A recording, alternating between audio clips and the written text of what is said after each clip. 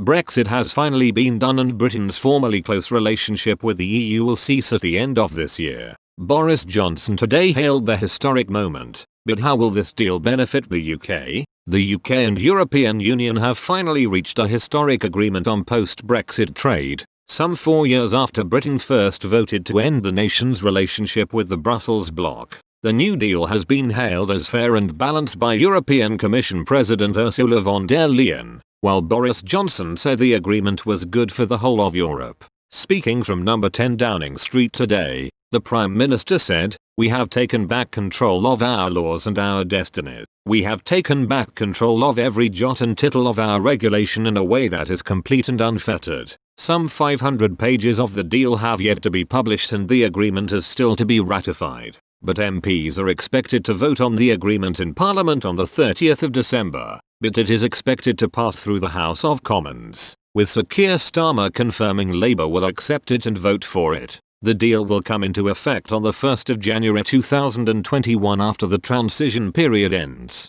But what does it mean for Britain? Express has rounded up 4 ways the deal will benefit Britain. 1. Zero tariffs and zero quotas to EU under the deal. First nation to ever do this with EU. Mr. Johnson today described the agreement, worth £660 billion, as the biggest trade deal yet. He said it was a comprehensive Canada-style free trade deal between the UK and the EU that would protect jobs across this country and allow UK goods and components to be sold without tariffs and without quotas in the EU market. He added it was a deal which will, if anything, should allow our companies and our exporters to do even more business with our European friends, and yet which achieves something that the people of this country instinctively knew was doable but which they were told was impossible. A foreword of the UK-EU treaty written by the Prime Minister adds, "This ambitious agreement, carefully judged to benefit everyone, is the first the EU has ever reached, allowing zero tariffs and zero quotas. We will preserve the immense benefits of free trade for millions of people in the UK and across Europe too.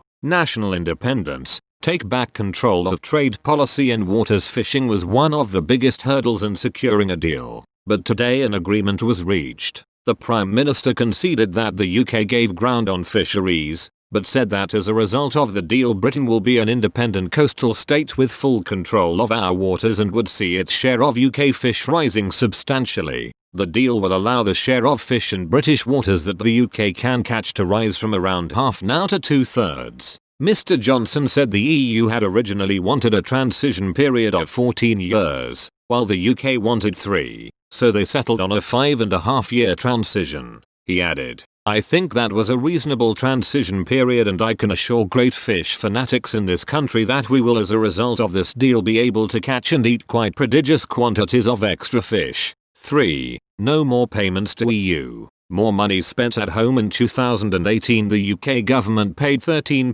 billion to the EU budget. Reports show Britain's contributions to the budget vary annually but have grown in recent years. Since the beginning of the Brexit debate, the notion of taking back control has been vital for the UK government, and today, the Prime Minister secured a deal which would end millions of pounds in payments to the Brussels bloc. Mr. Johnson's foreword said, "We will take back control of our money by ending vast payments to the EU." 4. Take control of our laws. No role for EU law or ECJ prior to Brexit. Some EU law was directly applicable to the UK, which meant that the legislation applied automatically in UK law. This will end under the Brexit deal, with Mr. Johnson confirming the only laws we will have to obey are the ones made by the Parliament we elect. The Prime Minister said, "We have taken back control of our laws and our destiny. We have taken back control of every jot and tittle of our regulation in a way that is complete and unfettered. British laws will be made solely by the British Parliament, interpreted by British judges sitting in UK courts, and the jurisdiction of the European Court of Justice will come to an end."